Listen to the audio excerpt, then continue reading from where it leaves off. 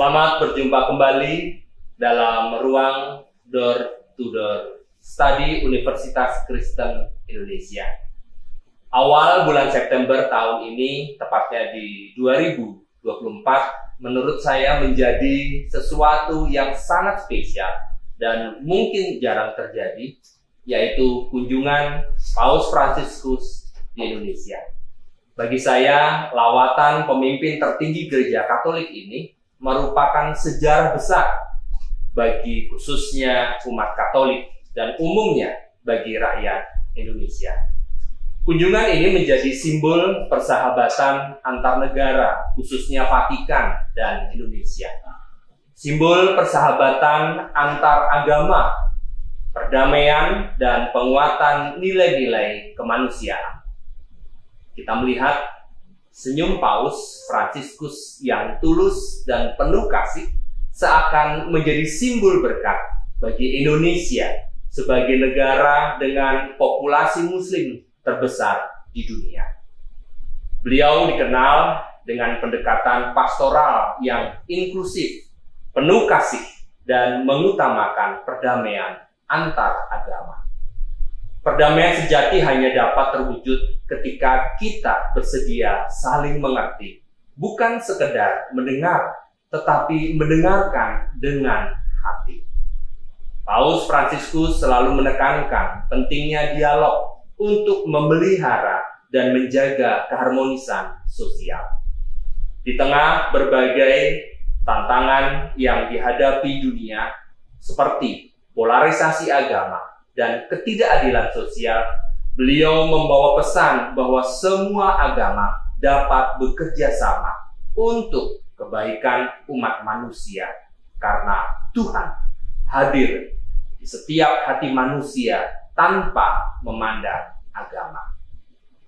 Salah satu yang spesial dalam kunjungan Paus Fransiskus adalah momen deklarasi dan penandatanganan prasasti terowongan perdamaian ataupun terowongan toleransi yang menghubungkan Masjid Istiqlal dan Gereja Katedral bersama dengan Imam Besar Masjid Istiqlal Profesor Nasaruddin Umar. Terowongan bawah tanah yang menghubungkan masjid dan gereja bukan hanya soal infrastruktur, tetapi juga simbol bagaimana dialog dan toleransi bisa terwujud dalam tindakan nyata. Dan ini adalah contoh bagaimana dunia seharusnya bergerak menuju perdamaian, bukan peperangan yang mengakibatkan konflik yang berkepanjangan.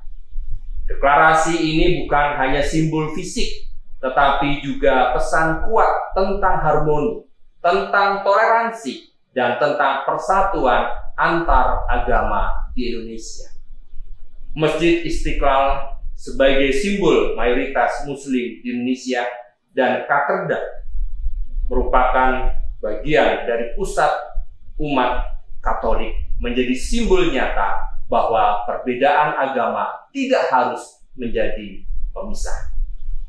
Keduanya justru saling melengkapi dalam mencerminkan semangat kebinekaan Indonesia. Menurut pandangan saya, banyak harapan yang disematkan dalam kunjungan ini. Selain membawa berkat dan pesan damai, Paus Fransiskus memberikan dorongan moral bagi umat Katolik dan juga seluruh rakyat Indonesia untuk semakin berperan aktif dalam menjaga persatuan melalui semboyan Bhinneka Tunggal Ika.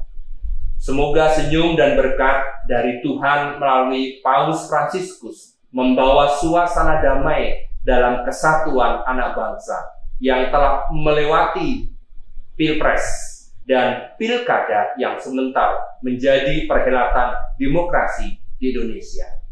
Kita semua elemen bangsa diharapkan tidak terjebak dalam kebencian dan dendam.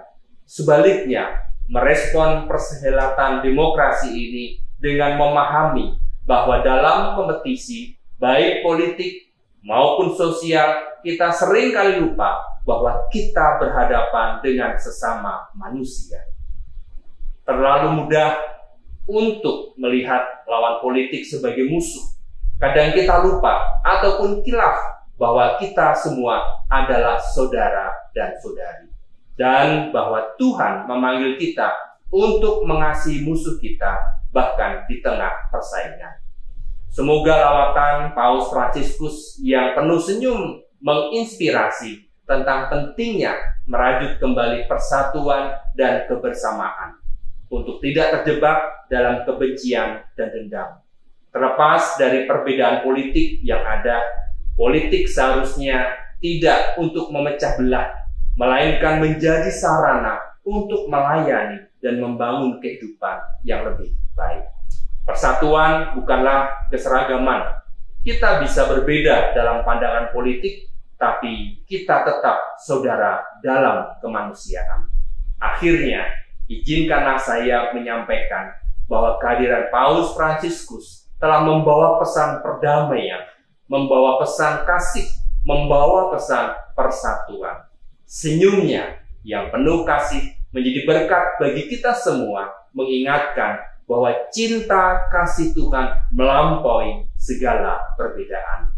Paus Fransiskus menyampaikan bahwa Indonesia adalah negara besar, mozaik, budaya, suku bangsa, adat istiadat, keberagaman yang sangat kaya, yang tercermin dalam keanekaragaman ekosistem dan lingkungan sekitarnya.